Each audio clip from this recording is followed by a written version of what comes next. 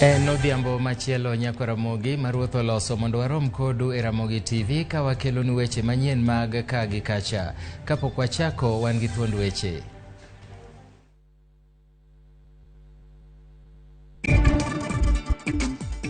After deep introspection, I've today deferred my dream to run for the President of the Republic of Kenya in the forthcoming general election. Duond bura mar Wiper ondiko ne IEBC mar yango ni Kalonzo Musyoka ok dhi chung' kalaro kom tend piny Kenya. Jalup jatend piny Kenya William Ruto timo limbe maserombulu e alwora ma ugwe ma Nairobi. Mabwana zetu wanakamatwa na watu wa Uganda. Wakishikwa wanalazimishwa wanakula samaki mbichi. Hapa karibuni walisika reports kama 30 hivi. Jolupo edhoedhe mambita yuago monj makinde ka kinde ka gidwaro ni piny owacho mondo rit chenro mag arita e nam Lolwe.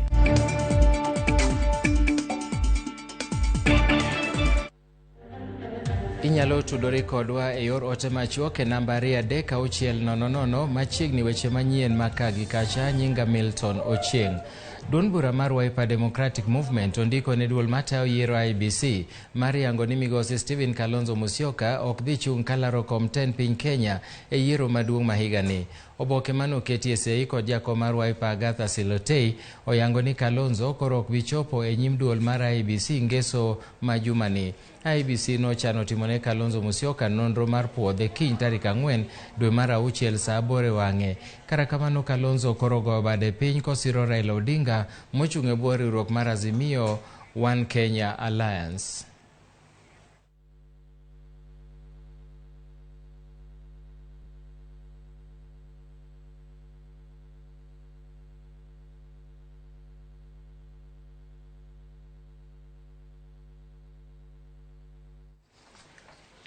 Ogai mar bar migao mado Martha Koome okwayo duol matayo yiero IEBC mondo neni gik manomiyo yiero mar jatend piny onuo e yiero ma higa 2017 ok obet e yiero ma higani.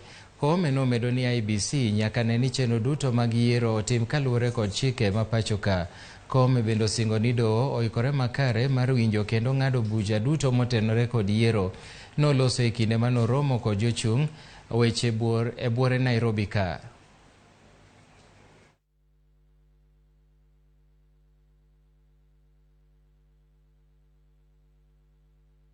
More specifically, IEBC was faulted for failure to ensure that the process of transmission and declaration of results of the presidential election was verifiable as stipulated by the Constitution.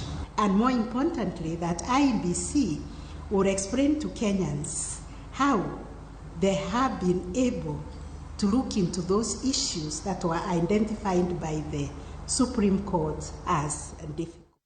Piny owacho sani koro keto maino mare e keto arita kwe e kuonde ma jodak yuto gi ni piny mineno ni tulo nyalo muoche kako sebedo e thuolo mag yiero moko mokalo. Jatend migao mar arita Dr. Fred Matiang'i owacho ni jokanyo e migao mar arita sani dhi nyime kod nonro magi kendo keto wang'gi e kuonde ma thoth jonjore osebedo ka buto e kinde mag siasa. Bende Matiang'i owacho ni nitiere chenro manyasani moketi mabiro konyo bila chopo e kuonde tulo mapiyo. Chenro makamano nitiere Nairobi kod bombe moko madongo e pacho ka.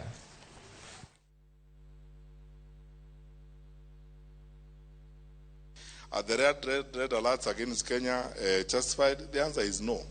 They are totally unjustified. You know that I have told some of these Western diplomats that our country is safer than most of their countries, to be honest with you. But you know, people have this kind of attitude, and because we decided as a government that we are not going to pander to that nonsense, that every time they issue a red alert, we whine. We just tell them, you know, you can issue whatever you want to issue to your citizens, but we'll have to carry on with the business we are carrying on. The red alerts are totally unnecessary. Some of it, in my view, is just attitudinal, and how we have decided to deal with them as government is not to pay attention to them, because every time they issue one and you whine, then it affects you. So that's why recently you have not had my colleague, the Minister for Tourism, talking about it, or me talking about them. We just tell ourselves that is how they find how to spend their idle time. Luoro nitiere ni ji 7 nyalo bedo nowito ngimagi e masira mar apaya mawuok Narok kochomo Bomet odiechieng' ma kawuono. Masirano nonywako nyamburko mating'o jowuoth mong'ere kaka matatu kod terela moro mating'o mwandu. Wamedo menyo chal mar wechegi mar masirano kendo wabiro kelonu mathoth e weche manyien mabiro.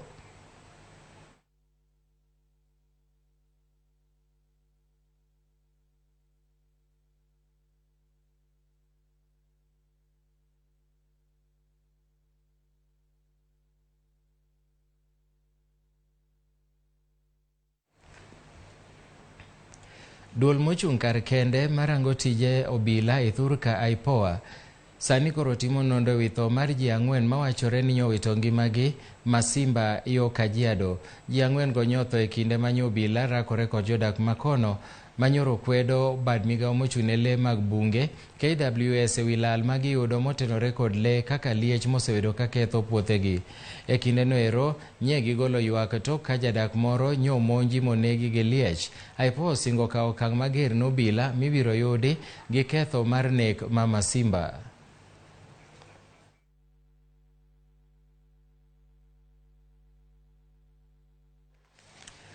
Jalup ruoth mar Yoma Sublocation Evans Obegi oyudi kotho mana mita matin kowuok e apisi mare. Ringre jatelo no oyudi okinyi ma kawuono ka gima dine kel tho mare pod ok oyangi nyaka sani.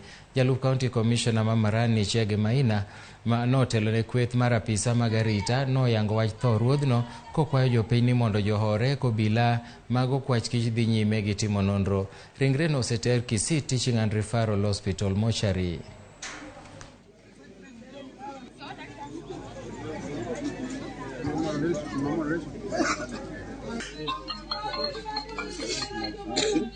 Kwa nafasi hii tamkaribisha wana DCC. Tumeangalia mwili yake kwa sababu sisi wote tulikuwa hapa na hatujaona mahali ambao ako na injuries. Kwa hivyo tungeomba ukiona mwili haina injuries hawezi kusema imefanyika hivi ama hivi. Tunaachia investigators wafanye kazi yao ili tuweze kubaini ni nini ilikuwa ndani ya mwili inaweza kuwa imesababisha kifo cha marehemu. Na hiyo kesi iko chini ya DCI ambao mkubwa wake ako hapa sub county.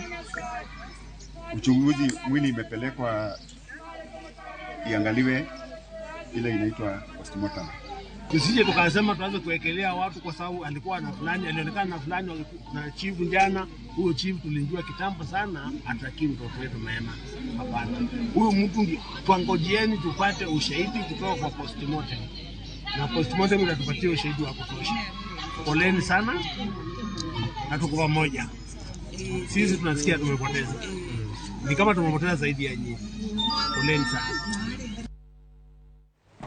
Piny Kenya osechopo kare e ageta mare mar 10 mar bunge kako okang' mar bero lwasi ma Thurka. Kaluwore kod nonro manotim kod bad migao mochung'ne bero bunge, Kenya nigi 12.13% mar yiende mosepidhi. Maeri en pogruok maduong' kipimo gi 5.9% mar bunge e higa 2018 nyaka 8.83% e higa mokalo.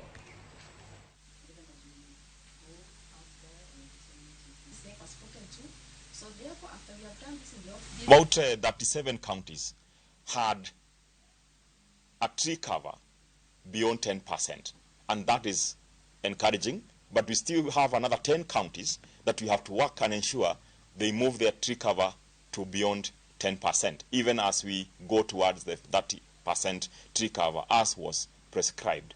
I also want to acknowledge and single out some ASAL counties like Garissa, Makueni, like Laikipia and Kajiado, and Turkana, and even so that even though they are ASAL counties, they have been able to enter into the above meridian by achieving or having a tree cover of more than 10%. And that is encouraging because it tells us that it's possible to pull the other counties to above 10%. Jopuonj maromo 665 mag ECD mawuok e kaunti ma Kisumo tinende noyudo boke mag tich manyiso ni koro gin jotije mag sirikal ma ok ondigi e yor orak kaka gisebedo ka gitiyo nyaka ne ndigi higa 2015. E nyasi manoteli kod gavana ma Kisumu Ngire Anyang' Nyong'o nowacho ni kaunti ma Kisumu koro riwore gi kauntis kaka Busia, Nyandarua, Nakuru kod Bungoma mosendiko jopuonjgo eko e yor mongirore. Nyong'o nomedo ni okang' ma kamano okaw kaluwore kod chik kendo luwo winjruok e romo council mar governors e jiwo ECDE e kaunti ma Kisumu.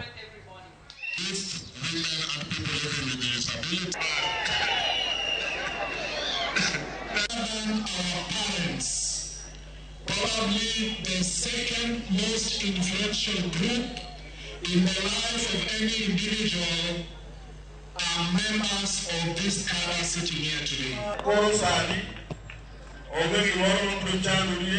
3 years contract. Permanent and pensionable. As a reward for the good job they have done to our children, my cabinet has decided to put all the 665 ECD teachers across the 7 sub-counties on permanent and pensionable employment. You will no longer be worried about renewal of your contracts. You will be the misters and the madams in the villages. Jolupo matie dhowedhe kod chula e alwora ma Nam Lolwe ywago arita marach ka giwacho ni jomaundu pod monjogi kata bang' sirikal temo rido arita e gwengego dweche 6 mokalo.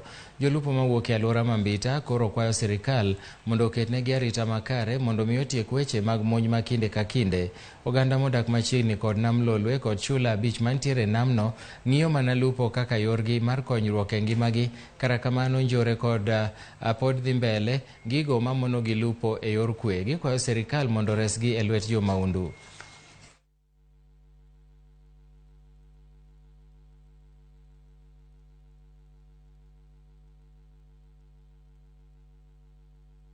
Shida sisi tunaona mabwana zetu wanakamatwa na watu wa Uganda, wanapelekwa huko Uganda. Sasa sisi tunaona shida, saa zingine bwana yako amekamatwa amepeleka huko, mtoto anataka kwenda shuleni. Sasa tunaona shida, na wakikamatwa wanataka pesa mingi, saa zingine wanataka hata 30,000. Wakienda uvuvi wanashikwa na watu wa Coast Guard ama Waganda pia wanashika, na wakishikwa wanalazimishwa wanakula samaki mbichi.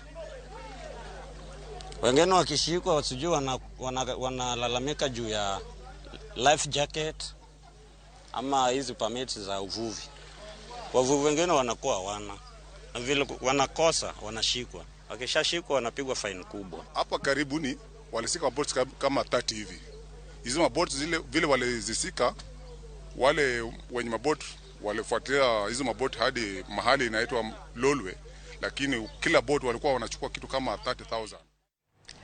Lakteche mayengo sani koro kwayo piny owacho mondo ne ni chenro ma chiwo thieth e nengo mofuong'ore midendo ni universal health coverage otim e yo makare mar konyo oganda duto.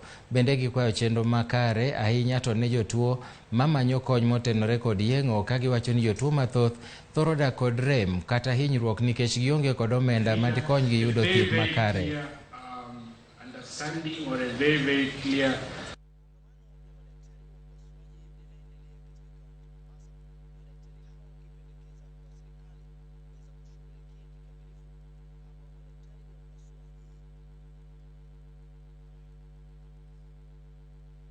perhaps even share knowledge with others who are practicing. They are not experts as yet, but they can have a forum where they can get as much knowledge as possible so that we can be able to help this country. We have in the country just about 24 experts in this area. Patients don't have to travel so far to get care.